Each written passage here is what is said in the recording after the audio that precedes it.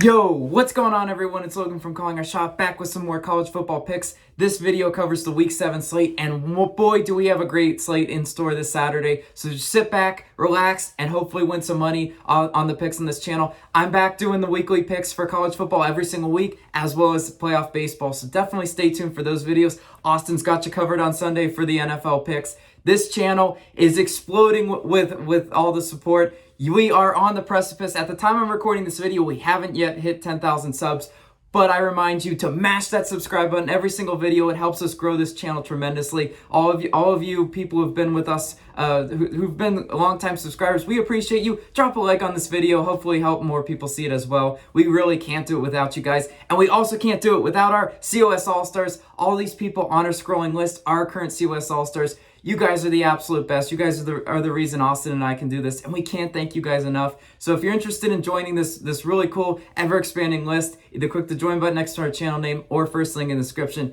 You guys are the absolute best. You guys are the reason why we do this. Now, a quick recap of last week. Yeah, you know what? Horns down. I absolutely hate Texas. Made my weekend miserable. Screw Texas. Like the old lady on the screen, you see horns down. Right? 1-3 last week. It should have been 2-2 because Texas just pulled the absolute choke of the century. Oh man, I'm not gonna vent about Texas enough, but we lost some units there. We're going to make them back this week. And where are we starting? We are starting with Auburn versus Arkansas. And I'm taking the Hogs minus 3.5 at home. Minus 125 on Barstool Sportsbook. Look, Arkansas, they lost back-to-back games. And you know what? They didn't lose to scrub teams, right? Ole Miss, great offensive team. That was a great game, by the way. Now, Georgia, yeah, Georgia's, the best team in the country. They do that to teams. So let's not get too caught up in who Arkansas's lost to. I still think they're a really good football team. Now, on the other side of the coin, you got Bo Nix. And you know what? I'm still not a Bo Nix believer, right? Good and bad Bo Nix. He's been bad on the road. There's no doubt about it. I credit OddsShark, one of the sites I use to do my research. They, as far as completion percentage, 7 points lower on the road for the past 3 seasons for Bo Nix. Yeah, I mean, so he's not very comfortable throwing the ball on the road, as well as look at 2021 completion rate. He's barely hitting over 50% of his passes in opponent territory. Yeah, Bo Nix is just not an accurate passer. That Auburn offense is not great. They're not putting up points like you'd like to see. This isn't the old SEC where an 18-point game might grind it out. And that's what Auburn's averaging their last 3 games, only 18 points per game. No, I mean, Arkansas is going to be able to move the ball up and down the field. They will be able to score. Can Auburn's offense manufacture anything on the road? I'm not too confident in them, right? Arkansas also, we can talk about trends. Arkansas, 7-2 against the spread in their last 9 home games. You absolutely love to see that. Arkansas's defense, they absolutely need to stop the run, though. That's the no doubt about it. They're 99th in the nation against the run. Yeah, so Arkansas, if they can stop the run, make Bo Nix beat them, I think the Hogs cover this minus 3.5, and that's why I'm going to go ahead and lock them in. Now moving on to our next pick, UCLA versus Washington. I'm taking UCLA money line plus 100 on Barstool. Look, you can take the spread. It was like, plus 1.5, but you know what? I'm gonna hunt for a little bit more value, and I'm gonna go ahead and take the money line straight up because I do think UCLA is just flat out the better team in this one. I feel like the wrong team is favored. Now if you want to be the contrarian and you want to go Washington, you can do that. But I cannot sleep at night if UCLA wins this one decisively, right? Let's dive into it though. UCLA 4-0 against the spread and their last four road games. So for what it's worth, I like picking teams that have shown success on the road, either winning or at least being competitive, and that's what UCLA's done. Now Washington, abysmal against the spread this year. 1-4 against the spread so far this year. Absolutely not. And where I think this matchup is going to be decided, it's going to be in the trenches, right? Everybody in football loves to talk about the perimeter players, the wide receivers, the corners. You know what? Football starts up front. If you played football, you know this for a fact. Washington, 97th in rushing offense in terms of yards, 105th in rushing defense in terms of yards. So again, they're bad up front offensively and they're bad up front defensively. Can UCLA exploit that? Absolutely. UCLA wants to run the ball, led by Zach Charbonnet. UCLA's offense, 22nd in the country in terms of rush yards. They definitely want to run the ball. They're going to rush it right down Washington's throat. That's how you beat a team on the road as well, right? Playing in Washington, whatever. I mean, that's not the top 5 hardest places in college football to play. Come from my heads, Washington's fans. But UCLA's defense also really good up front. 14th in terms of rushing yards allowed. I mean, what more can you ask for? They're good up front on both sides of the ball, and Washington just has not looked good this year, right? They lost to Montana. Everyone remembers that game.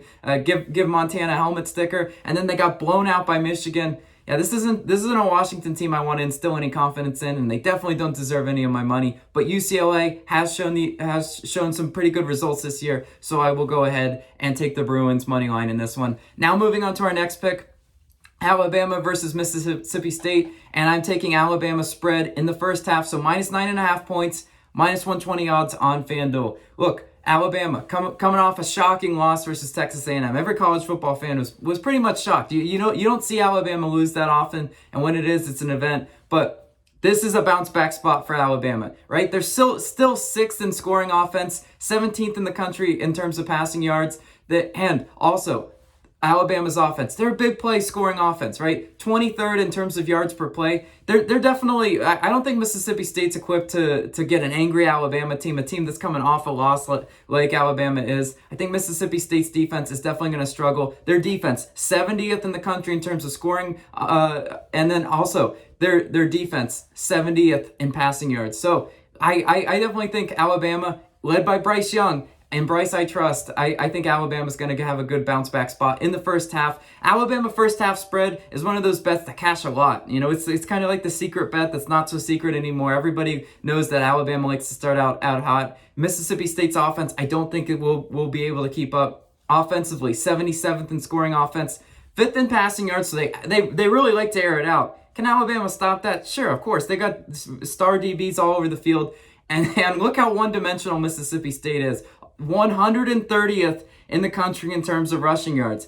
You know what? I don't want to be a one-dimensional team playing Alabama. I don't know about you guys, but that's not to me the success. You have to run the ball somewhat. You don't have to be super successful, but you have to make those Alabama defensive players keep them honest. And when you're 130th in rushing yards, I don't think you're keeping them honest. You're just kind of living on a prayer, chucking it up. I don't think that's how you beat Alabama. And that's why I'm going to go ahead and take them minus 9.5. I think they'll be up by 10 in the first half, if not more. That would be great for our bet. Now let's move on to our last pick, Miami versus UNC. And I'm taking a first quarter total over 13.5 points, minus 130 on DraftKings. Yeah, I mean, this is a weird bet, but I think this matchup has high scoring all over it, and I think we're going to see some first quarter fireworks. First of all, maybe you're not super familiar with football, but the first quarter is usually when these teams have the offensive drives scripted, right? These are the things they practice a lot, and the coaches got the play sheet. The first quarter is when they're trying to get some momentum, some tempo, and I think that's when the offense is going to be happening in this game. You also look at UNC, how they score led by Sam Howell at quarterback, 10, 7, 7, 21, 14, and 0. Now the 0 came against Virginia Tech, but you love to see that they're putting up some touchdowns in the first quarter. Like I said, game plan scripted, and with Sam Howell at quarterback, I feel pretty good about that. Now on the other side of the coin, Miami's offense without D'Eriq King. We all know D'Eriq King out for the season. Van Dyke is supposed to be starting at quarterback for Miami. And now, has he been great all year? I mean, limited sample size, too early to tell. But you know what? I wasn't always a big believer in D'Eriq King. I never believed in Miami. I never believed that they should be favored. But I think this offense is still going to be okay. And it's not even about the offenses in this one. It's also about the defenses. Let's look at UNC's defense. 76 in terms of scoring, 81st in rushing yards, and 80th in terms of yards per play. So they're giving up some big plays. They're giving up some yards for sure. And you know what? Miami is more of an up-tempo offense, 123rd as far as time on the field. So that means their defense is gassed. Too bad. You get back on the field. So you do love to see that in terms of an over. Now on the other side of the coin, Miami's offense, 31st in passing yards. They're able to throw the ball. They're able to definitely put up some points and yards on Miami or on UNC's defense. And also UNC. 85th in time on the field. Their offense is more the up tempo. I've seen them go up tempo with Sam Howell before. Their offense has no trouble moving the ball at all. 28th in scoring, 23rd in passing yards, and 12th in yards per play.